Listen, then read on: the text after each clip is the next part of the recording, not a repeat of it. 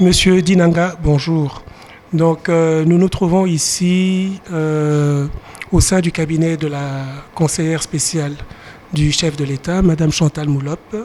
Que venez-vous faire ici en tant qu'analyste politique et par rapport à la jeunesse? Dites-nous un peu le but de votre visite ici.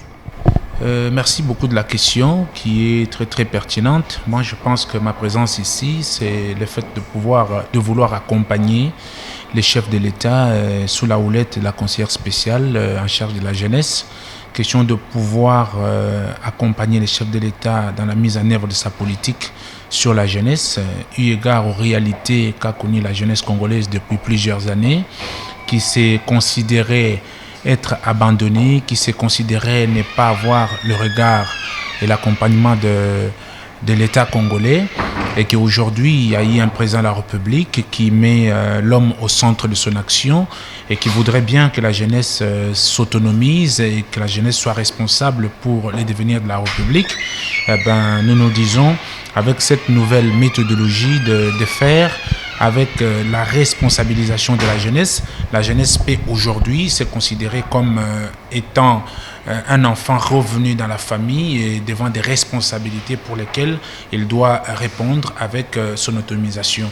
Et qu'aujourd'hui, la conseillère spéciale s'est dit prendre à bras le corps les recommandations de la jeunesse et accompagnant les chefs de l'État pour que la jeunesse puisse être récupérée, puisse être quantifiée, pour que la situation de la jeunesse puisse être solutionnée, afin de les orienter selon les secteurs d'activité, ayant considéré que le Congo reste en soi un chantier qui a besoin d'une très grande main-d'œuvre, et que la jeunesse congolaise étant depuis la nuit des temps autonome et aussi brave pour pouvoir contribuer à l'avancement du Congo, ce qui lui manquait, c'était l'accompagnement et la reconnaissance, et qu'aujourd'hui le nouveau président reconnaît la jeunesse à travers la création de cette structure qui gère toute la situation de la jeunesse. Merci. Aujourd'hui, on constate que le chef de l'État, c'est un homme qui a une confiance énorme en lui, qui a une certaine dynamisme en lui. Comment peut-il transférer cette confiance et ce dynamisme à cette jeunesse? Merci beaucoup. Le chef de l'État peut transmettre ce dynamisme à la jeunesse du moment où il avait déjà dit qu'au centre de son action, il mettrait l'homme.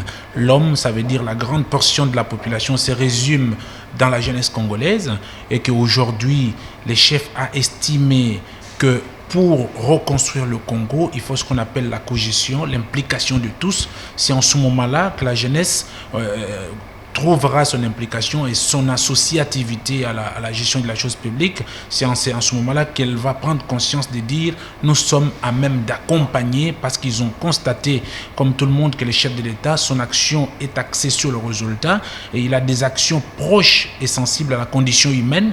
Donc c'est la symbiose, c'est l'associativité, l'accompagnabilité. Pour que le Congo puisse aller de l'avant, il faut que la jeunesse mette la main à la pâte, et que la jeunesse conviendra qu'elle est maintenant présente, qu'elle peut faire quelque chose pour le Congo. Pourquoi? Parce que le chef de l'État a associé cette jeunesse dans son discours, dans sa faisabilité, dans son programme, dans tout ce qu'il dit. Il dit la jeunesse doit être motivée pour pouvoir booster le développement de la République.